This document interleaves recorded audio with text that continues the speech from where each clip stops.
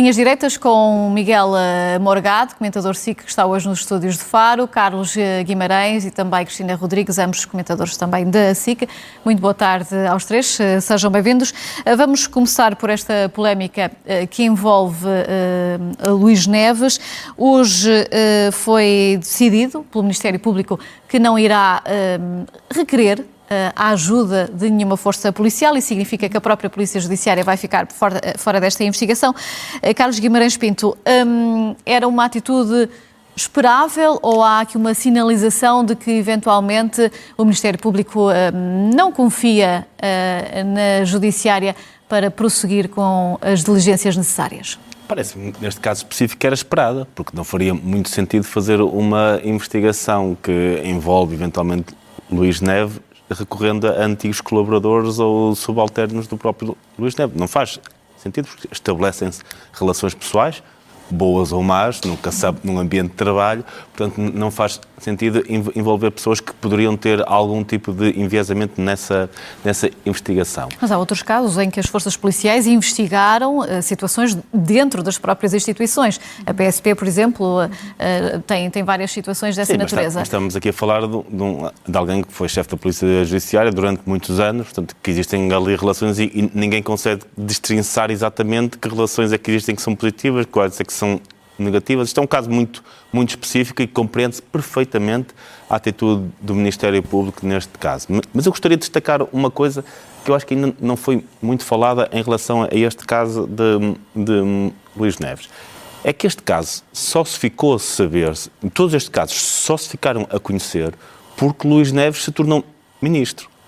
O que revela a diferença tremenda que existe em termos de escrutínio entre alguém que tem um cargo político e alguém que tem um cargo público de uma extraordinária importância, mas que não é um cargo político. Ser diretor da Polícia Judiciária é um cargo tremendamente importante e de uma enorme responsabilidade, que devia ser escrutinado com o mesmo vigor com que os ministros e deputados, etc., são escrutinados. Mas isso para concluir o quê? Que estes casos eram conhecidos, mas Luís Neves, no cargo onde estava, não incomodava ninguém e agora passou a incomodar? O que é que se deve concluir com essa observação? Eu tenho a certeza, e mais do que isso, espero que ele, como diretor da Polícia Judiciária, incomodasse muita gente.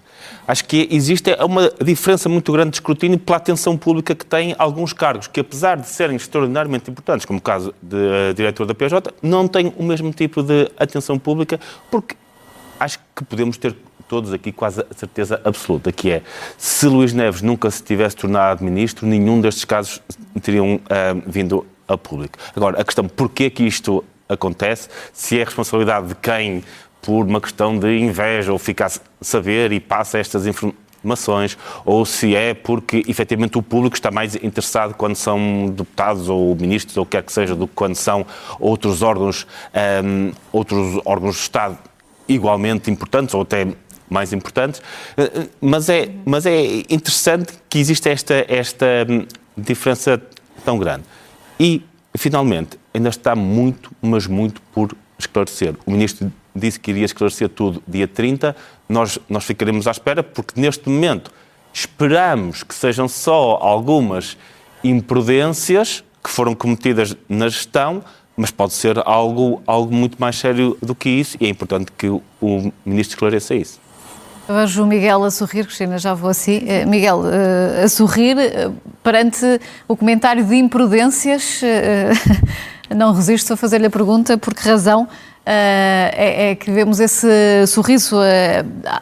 É possível concluir para já que há muito mais do que imprudências neste caso? Eu sorri pela razão que acho que é, enfim, óbvio para todos, que eu introduzia a palavra imprudências para descrever o defeito que tinha sido manifestado pelo Ministro quando nós começámos a perceber, a familiarizarmos com este recambulesco processo que todos os dias que passa acrescenta mais qualquer coisa desagradável. Eu acho que nesta fase nós já vamos além das imprudências. Acho que agora já é suficientemente seguro para podermos dizer que este Ministro agiu na qualidade ainda de diretor da Polícia Judiciária e agora como Ministro reagindo a toda esta sequência de revelações, de um modo que politicamente é censurável. Censurável no sentido mais profundo do termo, que é intolerável para um ministro de um governo não só ter um passado destes em funções públicas como o Carlos Guimarães Pinto disse que não eram quaisquer umas, mas de liderança, direção da Polícia Judiciária, como agora, na reação, como Ministro da Administração Interna, a tudo isto. Pelas declarações que ele tem feito ao longo dos dias, também começamos a reparar que, independentemente do modo como isto acabará, dos factos que forem uns apurados como verdadeiros, outros como falsos ou exagerados, que também haverá, nós começamos a perceber que Luís Neves trouxe para o Governo, para o cargo de Ministro da Administração Interna, uma displicência no exercício do poder de funções públicas de que já padecia como diretor da Polícia Judiciária. Há muitos aspectos, nós não temos tempo de ir a todos, porque são muitos, e o Carlos Guimarães Pinto também mencionava isso. Agora, há um outro que também tem que ser examinado. Eu vi o Ministro há uns dias, agora não sei precisar há quantos dias, mas a falar ainda a propósito das obras no tal propriedade que ele tem, no Alentejo, do alojamento local, de que ele próprio, Luís Neves, teria andado também a comprar materiais para a sua casa e disse aquilo com a maior desplicência. Porque é que isto, uma observação que parece banal e sem qualquer gravidade, revela um pouco o modo como o Luís Neves esteve em exercício de funções públicas como diretor da PJ e agora como ministro.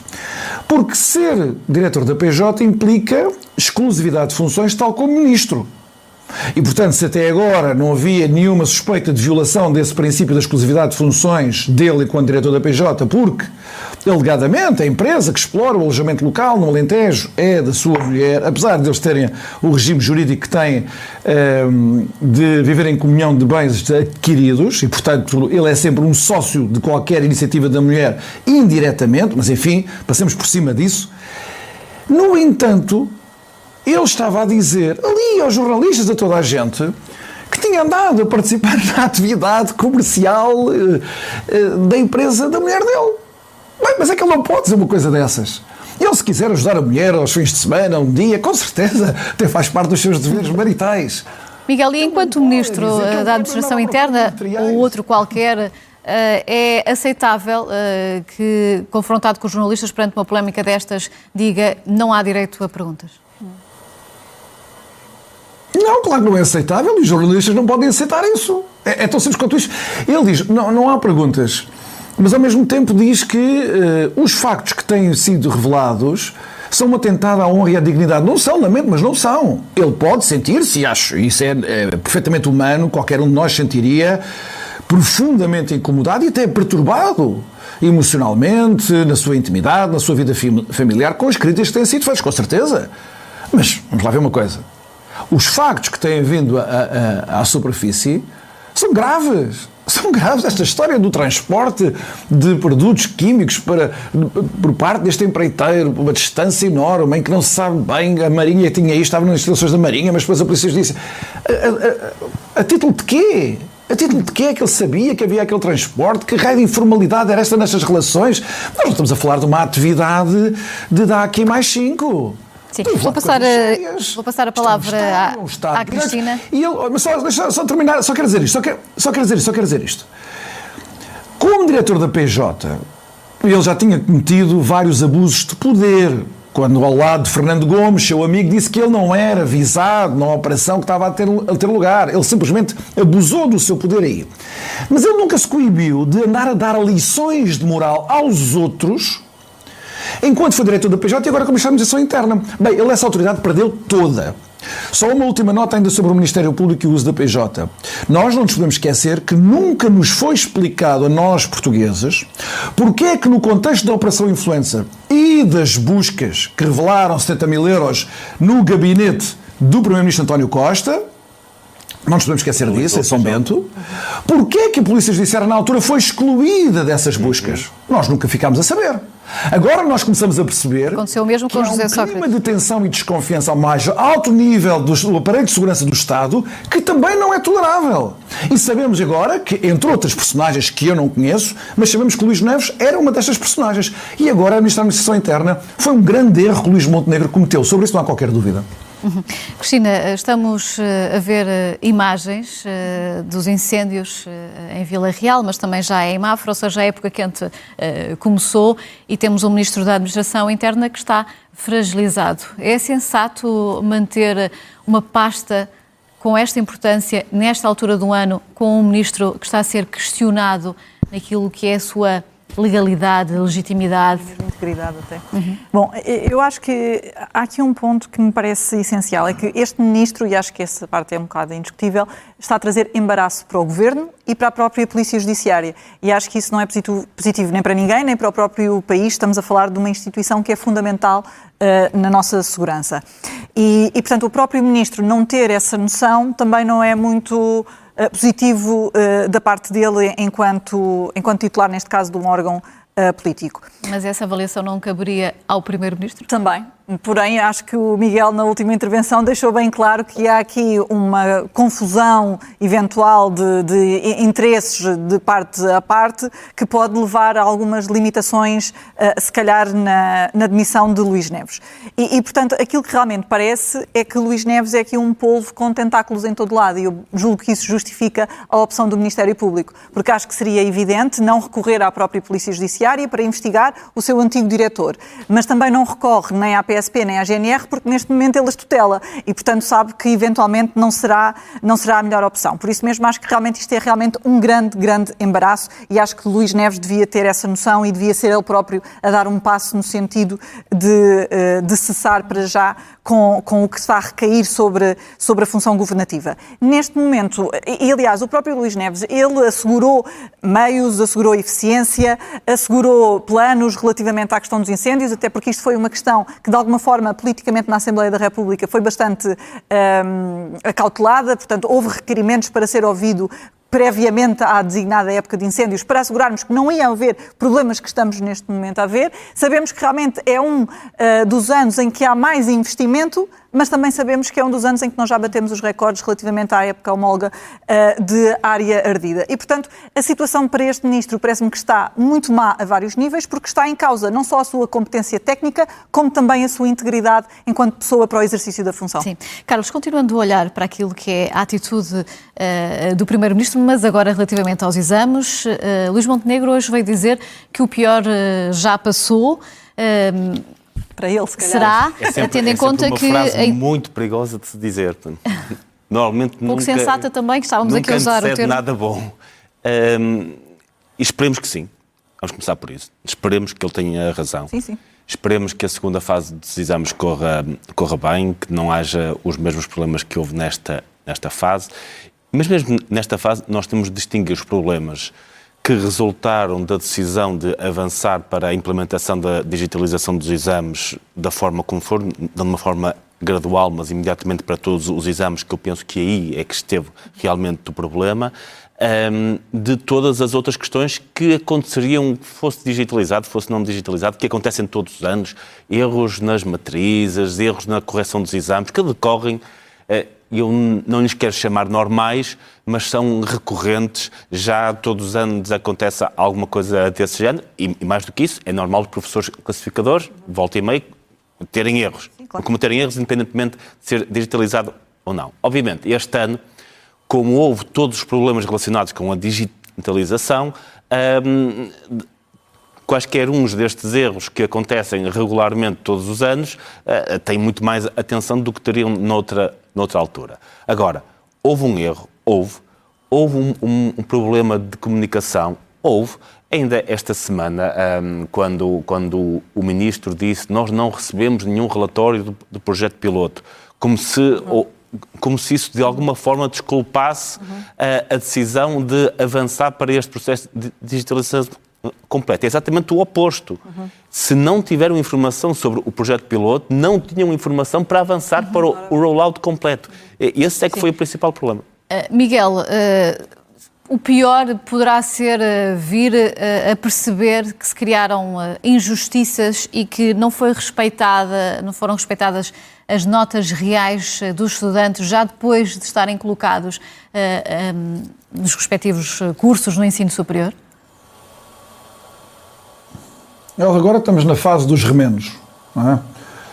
Qual é a eficácia destes remendos? Se fica por saber ainda, isto agora vai ter que ser caso a caso. Não vale a pena termos grandes teses abstratas sobre se os remendos são eficazes. Isto agora tem que ser decidido empiricamente.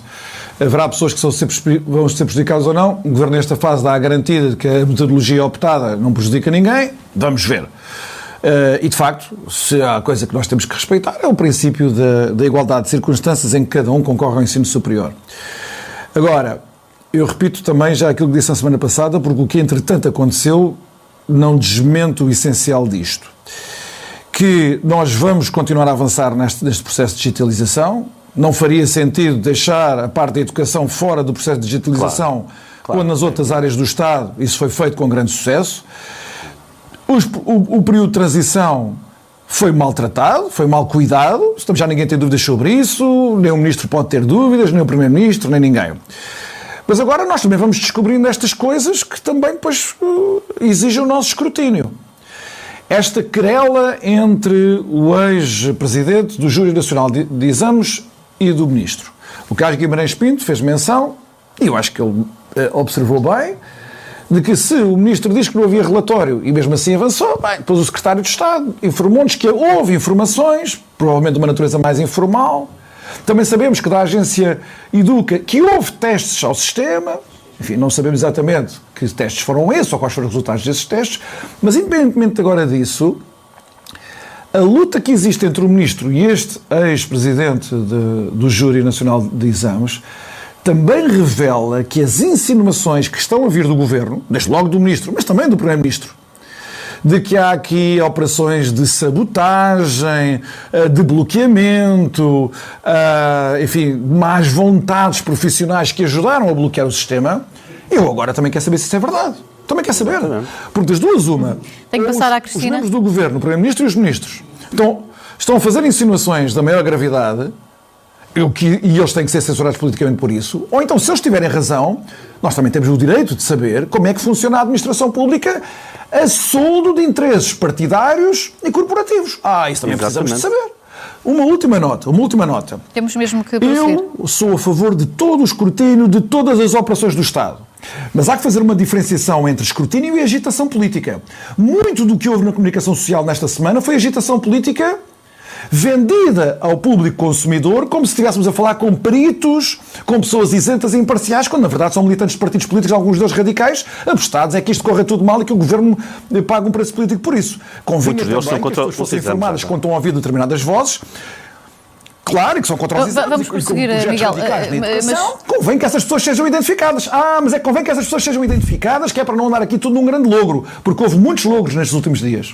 E não vieram só do Cristina, Governo. mas também há histórias reais e confirmadas pelo Educa. Ainda hoje assim que transmitia o caso de uma aluna que tem 3 exames que desapareceram. Não há nota, não se sabe onde é que estão os exames. Esse caso está a ser verificado. A minha dúvida é se, de facto, este escrutínio alguma vez vai ser possível fazer, tal é o tamanho da confusão que todos os dias aumenta. Sim, o problema aqui é que realmente todos os anos há erros, é como o Carlos estava a dizer, só que aqui há erros muito específicos que são decorrentes do processo que correu mal. Acho que desta aluna é exemplificativo disso. E este não tem nada a ver com o processo de digitalização, já agora. Este processo desta aluna não tem nada a ver. Foi uma aluna que é de Lisboa, foi fazer o teste à Madeira, os exames à Madeira, e que por isso os exames perderam-se alguns. Bom, é algo que podia ter acontecido o ano passado sem digitalização tenho há 2 anos. Dúvidas sobre isso. Eu acho que está mal, note-se. Eu acho que está errado, mas que não tem a ver com o processo de digitalização. Há outros que têm exames misturados, que têm com, portanto, a caligrafia do próprio aluno e depois outra caligrafia de outro aluno. Há aqui uma série de circunstâncias que, efetivamente, acho que não há justificação. Ou a justificação é, de facto, que houve um erro. Há um erro e há responsabilidade do Ministério nesta matéria. E também, como não acho justo que, por exemplo, esta aluna ou outros com situações idênticas tenham que pagar as revisões das provas. E, portanto, acho que não é justo. Acho que também, se olharmos para o número de candidaturas que houve antes e as que houve hoje, é uma diferença, hoje, quer dizer, agora no início do prazo das candidaturas, de 304. Portanto, houve uma redução de cerca de 10 mil candidaturas. É sintomático que as pessoas perderam a confiança naquelas notas que elas receberam. Acho agora, que não foi. Se houver erros na prova, não pagam. Acho que não foi simplesmente alunos, desculpa, só mesmo para terminar, que simplesmente agora já não querem ir para a faculdade. Quer dizer, isto está diretamente relacionado com aquilo que foi este processo que não correu bem, efetivamente. Só deixar este esclarecimento, de facto a Educa já respondeu a este caso e diz que as provas são enviadas depois para o Centro de Digitalização, portanto parece estar envolvido também mas que não tem a ver com o processo de digitalização processo em si. As provas teriam de ser enviadas para qualquer lado. Não foram. Muito obrigada Obrigada aos três.